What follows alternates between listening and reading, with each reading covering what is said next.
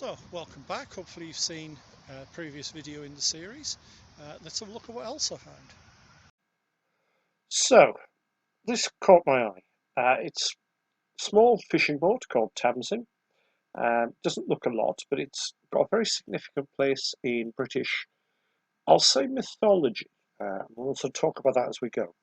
Now, Tamzin took part in Operation Dynamo, usually known as the evacuation from Dunkirk, which started on the 26th of May 1940, although you can argue it started on the 20th when non-essential troops were starting to be evacuated. Now, altogether, 850 private boats were used, and to give you a comparison, there were 220 warships. So it's significant in that respect. And altogether, they evacuated 338,000 troops from Dunkirk. Majority evacuated by the larger ships, it must be said. But there were 100,000 plus French evacuated, and there were also, among the 338,000 Indian troops. There were 4 companies of Indian mule handlers attached to the British Expeditionary Force and some Cypriot mule handlers.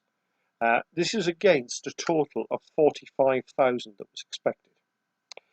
Now, the small boats are significant because the larger boats couldn't get into the beach, because what was happening is it's a very shallow beach, which meant the draft was too shallow for the large ships to get in.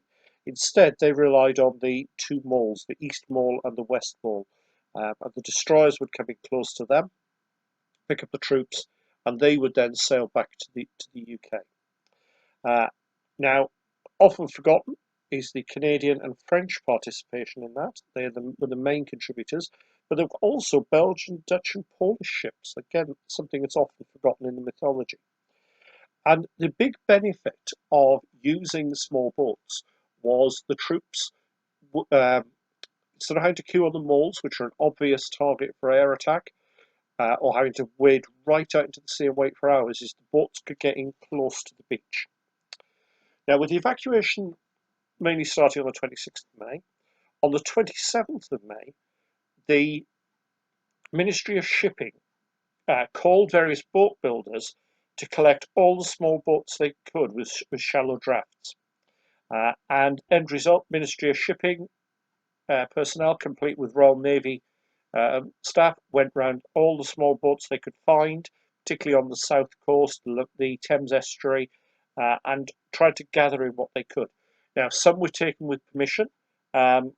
Many of them weren't. They were just requisitioned on the spot. And it is one of the myths that they were mainly crewed by volunteers.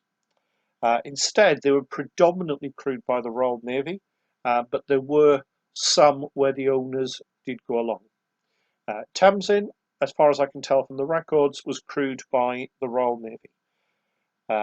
Now, there is debate as to whether it was the smallest little ship or whether it was just merely the smallest surviving little ship.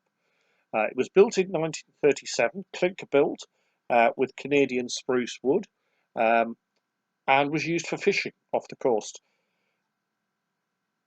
It is less than 15 feet long. That again, I wish I'd taken a tape measure along, because I've seen different sources. It's actually the official statistic from the Imperial War Museum, who now own it, is 381 centimeters.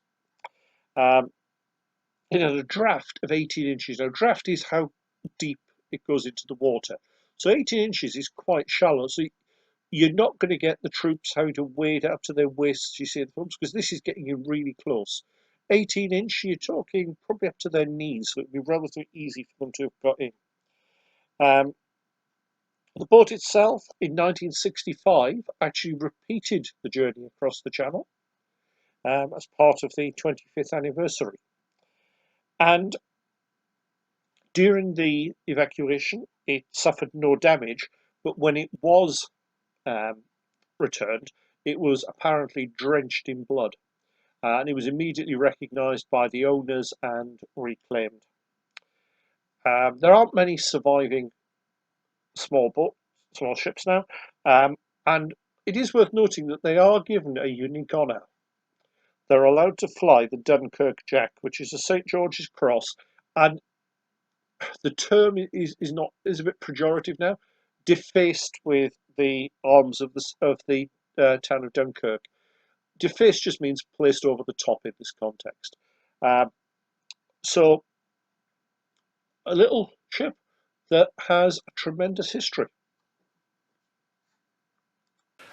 Hopefully you've enjoyed the video. If you have, please click on the like button below so that I know what people like and I know what to make more of. Alternatively, if you've enjoyed it and think you'd like to see more, please click on the subscribe button. That way you get notified by YouTube whenever I bring out a new video. And you never know, there might be something in there that you hadn't considered, because I do cover a variety of things on the channel. And finally, if you have a little bit of cash going, I now have a Patreon account. I'm always looking for patrons, because at the end of the day, let's be perfectly honest, it's a good way for me to get a little bit of money that will use to buy review items or to travel to museums and so on. I don't put a huge amount on that. At the minute, all we've got is one tier charging £1 a month, which just, as I said, helps cover my costs. See you soon.